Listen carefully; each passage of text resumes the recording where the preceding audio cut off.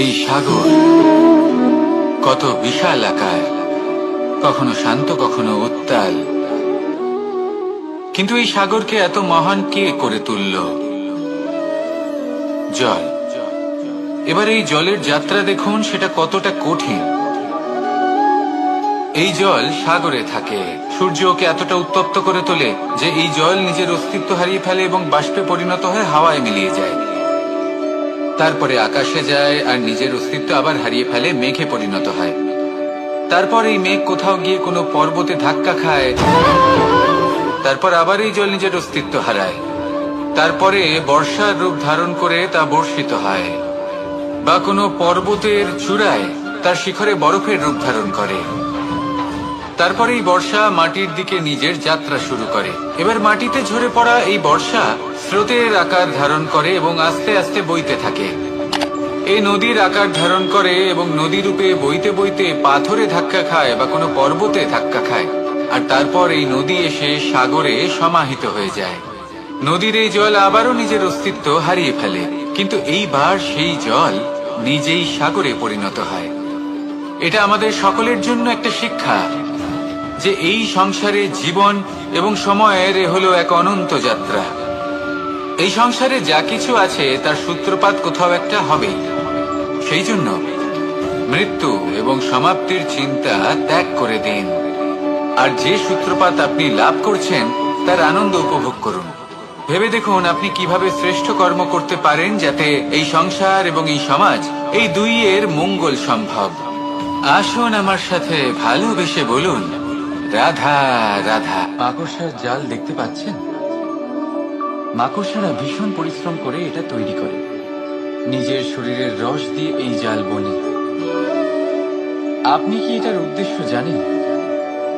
আসলে মাকড়সা এই জালে ছোট কীটপতঙ্গ ধরে তাদেরকে খাদ্যরূপে গ্রহণ করে। কিন্তু আপনি কি এই কথা জানেন যে একদিন মাকড়সা নিজেই নিজের জালে জড়িয়ে মৃত্যুবরণ করে থাকে? বলুন, কি করেন আপনি এই জাল দেখতে পেলে? দেখতে পেলেই মুছে ফেলেন এর অস্তিত্ব, তাই না? তেমনি অন্যদিকে পাখির বাসা। পাখিরাও ভীষণ পরিশ্রম করে এটা তৈরি করে। কিন্তু যদি পাখি একদিন এটা ছেড়ে চলে যায়, তাহলেও লোকে এটা নষ্ট করে দেয় না। কারণটা কি? এর কারণ হলো এর নির্মাণ জীবন সঞ্চারের জন্য করা হয়েছিল, নষ্ট করার জন্য নয়। তাই মনে রাখবেন, জীবনে আপনার পরিশ্রম যতই বেশি হোক না কেন, যদি আপনার লক্ষ্য শুভ না হয়, তাহলে আপনারও বিনাশ নিশ্চিত। তাই সৃজন করতেই থাকুন আর মুগ্ধ হয়ে বলুন,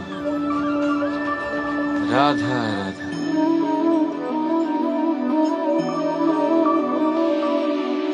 আপনার কি মনে হয় আমি কি করছি? আপনি বলবেন আমি প্রদীপ জ্বালাচ্ছি। সঠিক।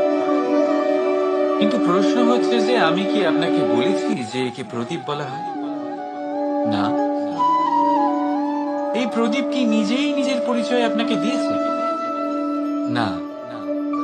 তাহলে আপনি কি করে জানলেন যে একে প্রদীপ বলা হয়? উত্তর হচ্ছে, করবে যে লোকে আপনাকে প্রদীপ ভেবে ভালোবাসবে, নাকি সাপ ভেবে ভীত হয়ে থাকবে। রাধা রাধা। সময় কত বিচিত্র হয়। সময় আমাদের পক্ষে থাকলে আমরা নিজেদের রাজা মনে করি না, আর সেই সময় যদি বিপক্ষে চলে যায় তাহলে নিঃস্ব হতে সময় লাগে না। তাই মানুষের একটা অভ্যেস আছে, খারাপ সময়ের জন্য কিছু সঞ্চয় করা। আত্মীয়, বন্ধু খারাপ সময় পাশ থেকে সরে যায়।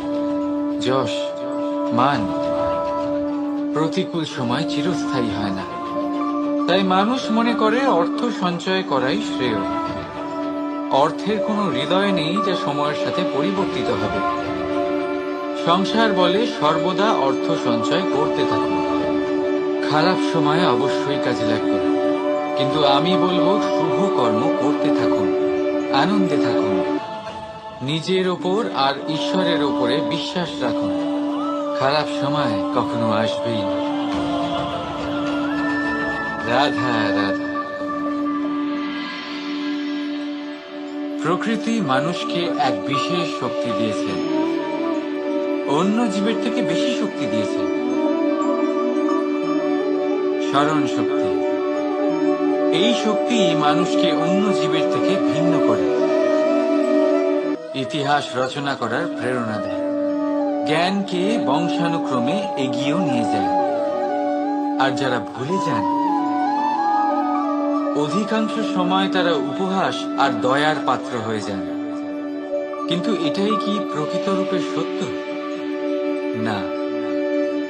এই স্মরণ শক্তি মানুষের বিকাশের সব থেকে বড় বাধা হয়ে দাঁড়ায়, তার মনকে দূষিত করে দেয়। খারাপ অভিজ্ঞতা, কারোর করা বিশ্বাসঘাতকতা, কারোর কটাক্ষ বেশিরভাগ মানুষই ভুলতে পারেন না। রাধা রাধা। মানুষ নিজের পরিবারের জন্য কত কিছুই না করে, দিন রাত পরিশ্রম করতে থাকে যাতে তার পরিবারের প্রয়োজন পূরণের জন্য অর্থ রোজগার করতে পারে। কিন্তু শুধু অর্থ রোজগার করাটাই কি যথেষ্ট? আপনি বলবেন হ্যাঁ, নিশ্চয়ই। অর্থ দিয়ে সব কিছু পাওয়া যায়, বিদ্যা পাওয়া যায়, বাড়ি পাওয়া যায়, ওষুধ পাওয়া যায়, আর কত কিছুই না পাওয়া যায়।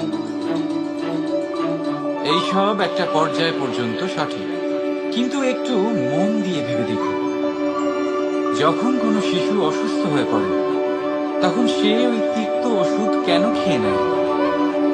এই জন্য কারণ ওর পিতা সেই ওষুধ অর্থ দিয়ে কিনেছে? না, বরং এই জন্য কারণ তার পিতা যে তার সামনে দাঁড়িয়ে, তার উপরে তার বিশ্বাস আছে। বিশ্বাস আছে যে উনি তার কিচ্ছু হতে দেবেন না। এই বিশ্বাস, এই সংস্কার, এই শিক্ষা কখনো অর্থ দিয়ে পাওয়া যায় না। এটা পাওয়া যায় সেই সময় থেকে যা মাতা পিতা তাদের সন্তানের সাথে কাটিয়েছে। তাই জীবনে অর্থ অবশ্যই উপার্জন করুন, কিন্তু নিজের পরিবারকেও সময় দিন, আনন্দ পাবে। রাধা রাধা। বিরোধিতা এমন এক শব্দ যা শুনে আমরা সবাই ভয় পেতে থাকি। যদি কেউ আমাদের বিরোধিতা করে তা আমাদের সহ্য হয় না। আমরাও কারোর বিরোধিতা করে কোনো শত্রুতা করতে চাই না। এই ধরনের ভাবনা আমাদের মনে আসতেই থাকে। কিন্তু বিরোধিতা, এই শব্দ আপনার শান্তির জন্য, আপনার সুখের জন্য কতটা গুরুত্বপূর্ণ তা আপনারা জানেন না। তাই যদি কাল এসে কেউ আপনার বিরোধিতা করে, তখন সবার আগে নিজেকে যাচাই করুন। আপনি কি ভুল করেছেন? আপনার দোষ কি? নিজের মধ্যে কি ত্রুটি আছে সেটা বোঝার চেষ্টা করুন, নিজেকে সংশোধন করার চেষ্টা করুন, তারপর দেখুন বিরোধিতার এই আগুন আপনাকে স্বর্ণ থেকে কুন্দন বানিয়ে তুলবে। বলা হয় এই সংসারে খারাপ বেড়েই চলেছে, কিন্তু তার কারণ এ নয় যে খারাপ মানুষ বেড়ে চলেছে। তার কারণ হল যে ভালো মানুষ, যাদের ভালো চিন্তা, ভালো বিচারধারা আছে, তারা খারাপের বিরোধিতা করতে পারে না। যদি আপনার সম্মুখে কোনো খারাপ কর্ম হয়, তাহলে তার বিরোধিতা করতে সংকোচ করবেন না, কারণ বিরোধিতার এই আগুন মন্দকে পিছুপা হতে অবশ্যই বাধ্য করে। রাধা রাধা।